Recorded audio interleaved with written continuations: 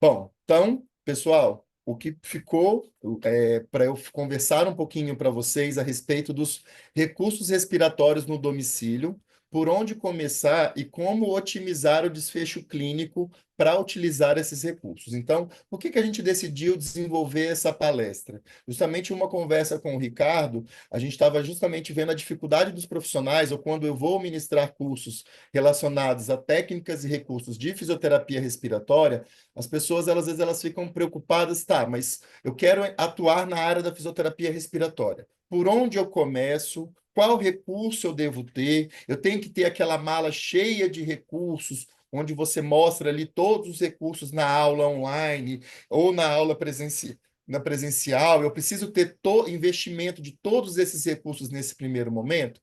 Não. Então, a gente vai conversar justamente pensando nisso, em facilitar o dia a dia dos profissionais que trabalham no domicílio e que gostaria de atuar na área da fisioterapia, da reabilitação respiratória desses pacientes. A gente vai trazer essa palestra para vocês, tá bom?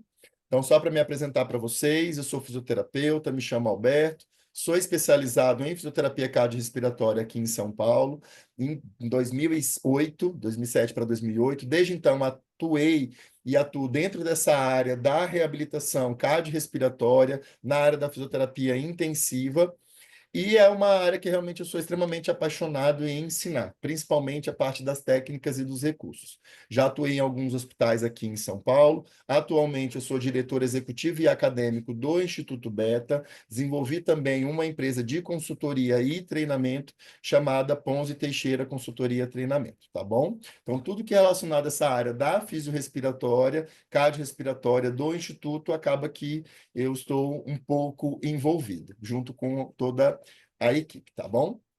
Bom, então, pensando aí nessa primeira pergunta, por onde começar? Quero iniciar meus atendimentos, quero ir para a área da fisioterapia domiciliar. Eu preciso ter todos aqueles recursos? Não. Mas só de a gente bater o olho aqui nessa foto, a gente vai conseguir identificar o quê? Um ambu, um ressuscitador manual, que ele vai ter ali como um determinado objetivo de gerar uma pressão positiva inspiratória. À medida com que você insufla, você está gerando um fluxo para dentro do pulmão do paciente. Então, aqui você tem um recurso de pressão positiva inspiratório.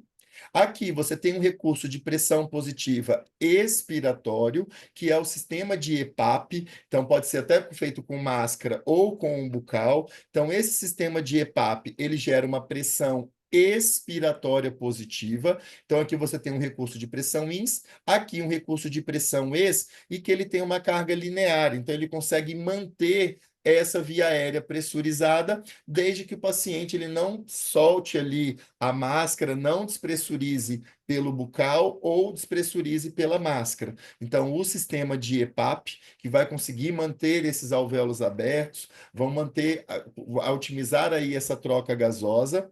Você pode ter ali recursos, que aí você pode escolher de acordo com a condição financeira, então, desde um recurso mais em conta até um recurso onde o valor ele é um pouco mais alto, mas que todos terão o mesmo objetivo. Então, todos esses três aparelhos aqui, um shaker, a acapela e o aerobica, eles estão dentro do grupo de recursos chamados de osciladores de alta frequência associado com uma pressão expiratória positiva. Aqui você também tem uma pressão expiratória positiva, mas de comportamento diferente desse daqui. Porque aqui a resistência ela vai ser dada por um orifício. Então ela não consegue manter aquele pulmão pressurizado, aquela via aérea pressurizada no final da expiração, como esse recurso aqui de EPAP tem.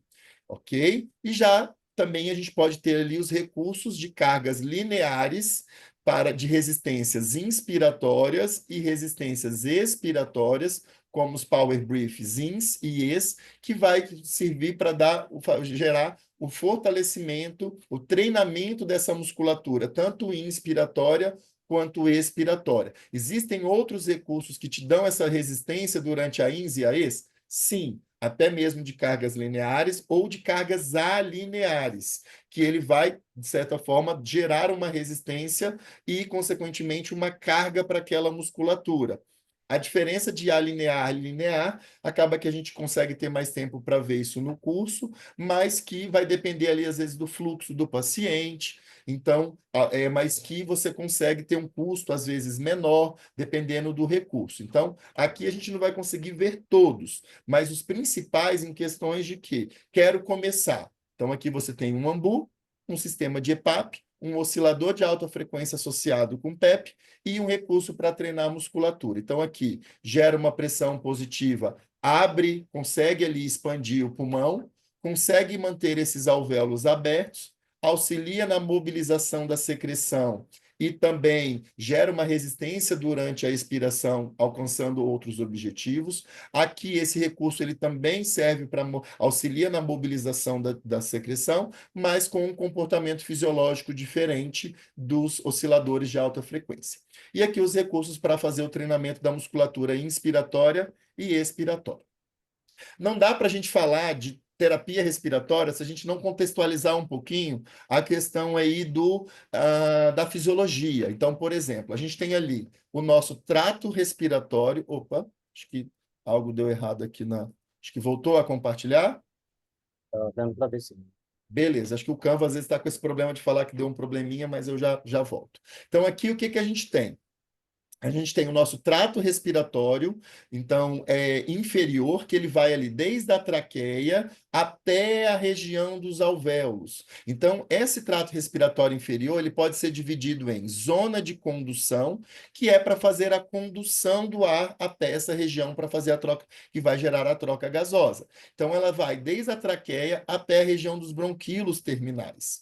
E é nessa região aqui que a gente tem parte dessa via aérea com uma histologia, com um tecido, com característica de células que produzem muco, com cílios, que aquele recurso de oscilação de alta frequência associado com PEP, ela vai fazer o quê? Aquela frequência gerada vai aumentar a velocidade dos batimentos dos cílios, favorecendo na mobilização da secreção desses pacientes que apresentam secreção nessa região da via aérea e que na avaliação você vai encontrar roncos, você vai encontrar estertores subcrepitantes. Então, com a ausculta pulmonar, você vai identificar a necessidade desse paciente utilizar aquele tipo de recurso. A gente também tem a via aérea, a zona de transição, que ela serve tanto para trocar quanto para conduzir o ar, que é formada pelos bronquíolos respiratórios, que vai ali da 17ª à 19ª geração, a divisão das vias aéreas. E, por fim, a gente tem ali a zona respiratória, que serve para fazer essa troca gasosa, que vai ali da 20ª à 23ª, onde tem ali os ductos alveolares e os alvéolos propriamente ditos para fazer a troca gasosa. Então, é importante a gente entender isso, porque a gente tem doenças pulmonares onde a alteração funcional ela vai acontecer na via aérea de condução, como, por exemplo, o paciente em broncoespasmo, o paciente asmático. Deixando muito bem claro que vocês têm que colocar isso, às vezes, na geladeira, no espelho. A gente não trata a doença, a gente não trata a CID, a gente trata a disfunção que aquela doença está gerando naquele paciente. Então, a gente vai basear o nosso tratamento na CIF. Então, se aquela doença pulmonar, aquela doença vai causar algum tipo de alteração, como, por exemplo, um acúmulo de secreção, onde vai aumentar a resistência dessa via aérea, dificultando a passagem do ar, nós vamos utilizar recursos com o intuito de melhorar esse quadro funcional, favorecendo ali, eliminando essa secreção, favorecendo uma melhor ventilação e otimizando o quadro pulmonar desse paciente. Você pode ter um paciente DPO, 5 pacientes DPOCs, com características funcionais diferentes, um mais secretivo, um mais hiperinsuflado, um com uma limitação ventilatória maior, outro com a incapacidade de realizar atividades físicas. Então, essa avaliação é extremamente importante.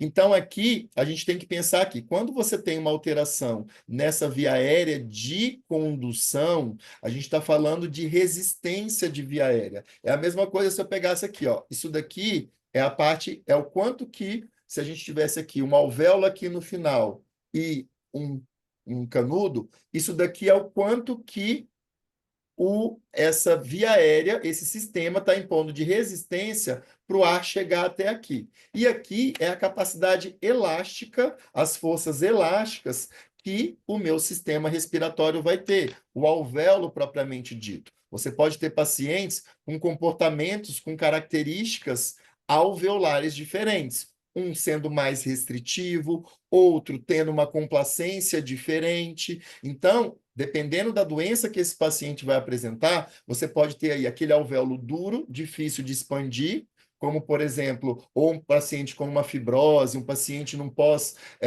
processo pneumônico, onde a gente está falando de doenças alveolares intersticiais. Então, é importante a gente entender, e vocês vão ver isso mais para frente, quando falar de doenças pulmonares, essas características funcionais que esses pacientes apresentam.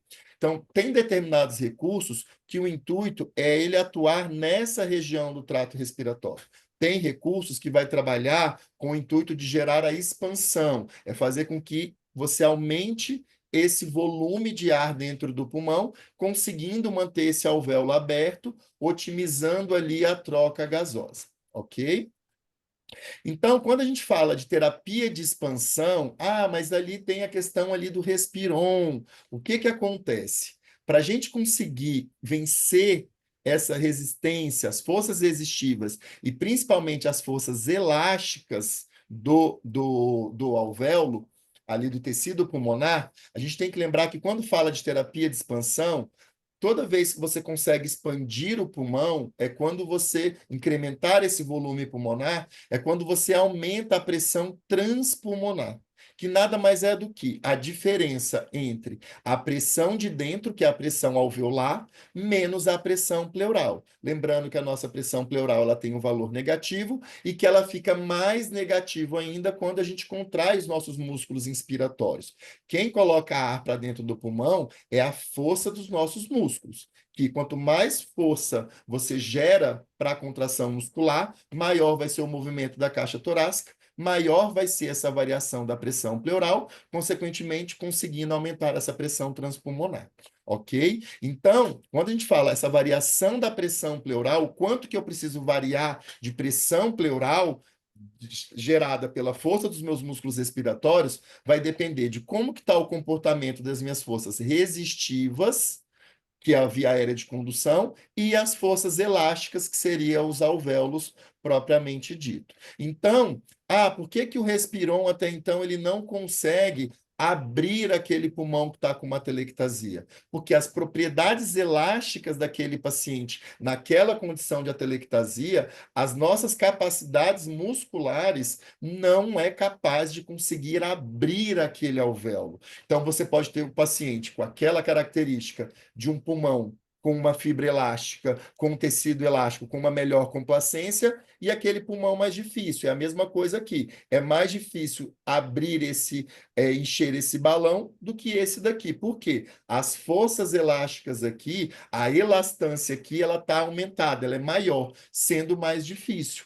Então, na situação de um paciente com uma atelectasia, a gente não consegue, com as nossas capacidades musculares, ter força suficiente para negativar essa pressão pleural para conseguir abrir esses alvéolos. Mas para aquele paciente que não tem atelectasia, que ele tem uma complacência dentro do que normal, é como se ele tivesse um fluxo lento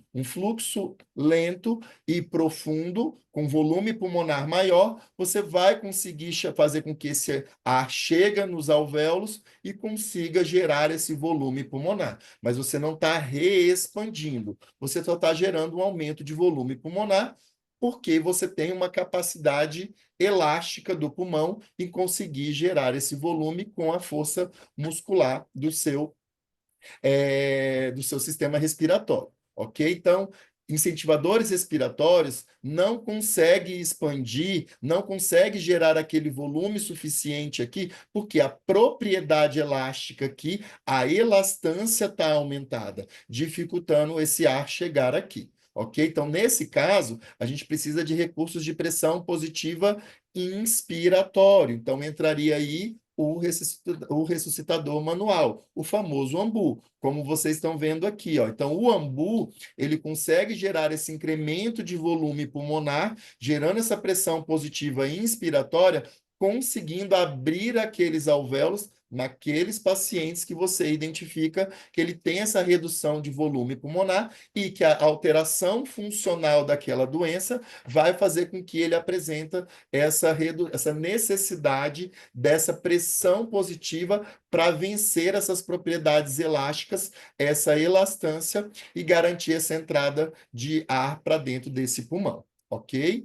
Então, já o ambu, a técnica que uma das técnicas, porque o ambu, gente, ele não serve só para empilhar o ar, não, viu? Ele também, porque está muito na moda essa questão da técnica de empilhamento de ar, também conhecido como air stake ou brief stake. A diferença do air stake para o brief stake é que o air stake ele é feito com a participação do paciente. Na medida com que ele vai puxando o ar, você vai incrementando, empilhando o ar com o incremento, com a utilização do ambu. Já o brief stake, o paciente ele não colabora, você vai acompanhar o ritmo respiratório dele e na fase inspiratória você vai empilhar aquele ar, gerando aquele incremento de volume pulmonar através dessa pressão positiva inspiratória.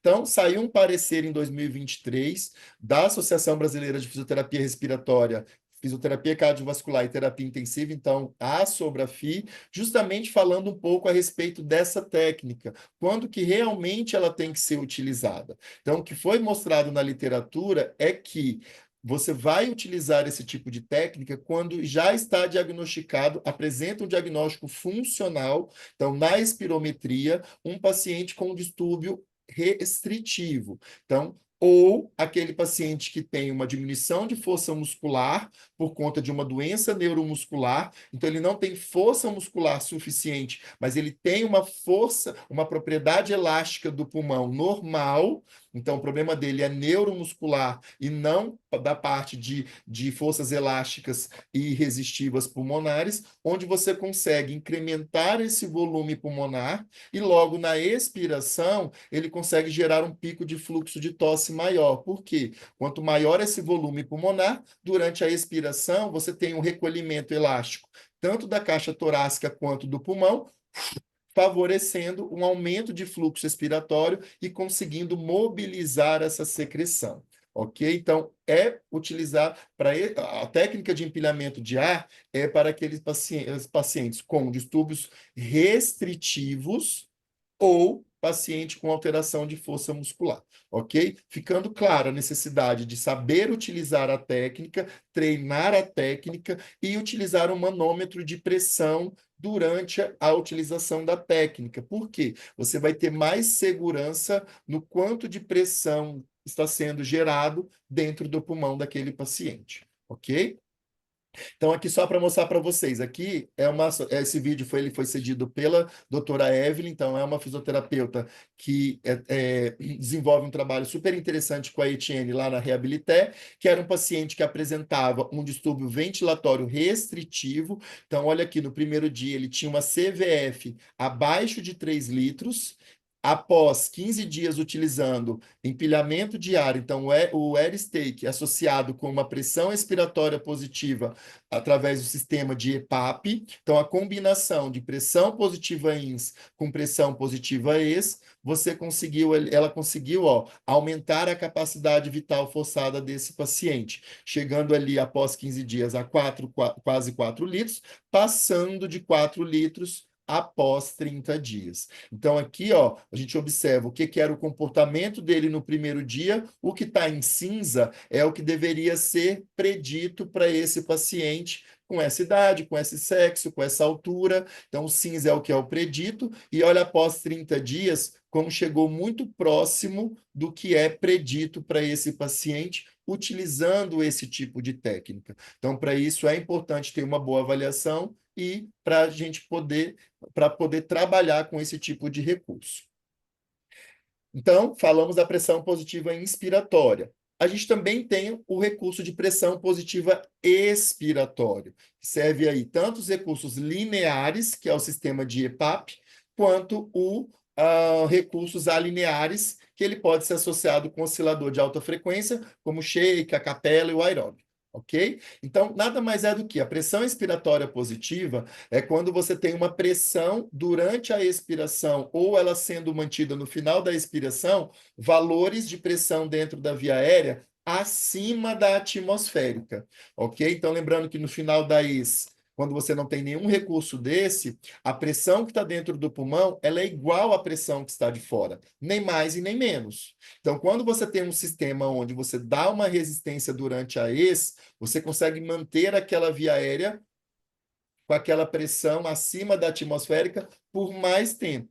E consegue manter aquela pressão no final da se esse sistema for um sistema que ele consegue fechar e mantendo aquela via aérea com aquela pressão acima da atmosfera. Então, aqui, os recursos de mola, tanto o Power Brief Ease, como a válvula VUP, como o sistema de EPAP, todos esses sistemas aqui, o princípio de funcionamento dele é uma mola, onde, de acordo com a pressão que você ajustou aqui, quando aquela pressão ela é atingida dentro da via aérea, enquanto o paciente está soltando ar, a pressão ali dentro está maior do que a que você ajustou, a membrana vai abrir e o ar vai sair. Na hora que atingiu aquele valor que você programou no sistema, essa membrana ela fecha, esse diafragma desse sistema ele fecha, mantendo a via aérea com a pressão acima da atmosférica. Por isso que esses recursos aqui, eles conseguem manter esse pulmão pressurizado, que é o que a gente chama de PIP, pressão positiva no final da expiração. PIP é diferente de PEP, que é pressão expiratória positiva. Ok? Então, esses recursos, ele vai ter o princípio, o benefício de deslocar o ponto de igual pressão, pensando naquele paciente DPOC. Então, para quem trata pacientes DPOCs, é importante entender essa questão do ponto de igual pressão.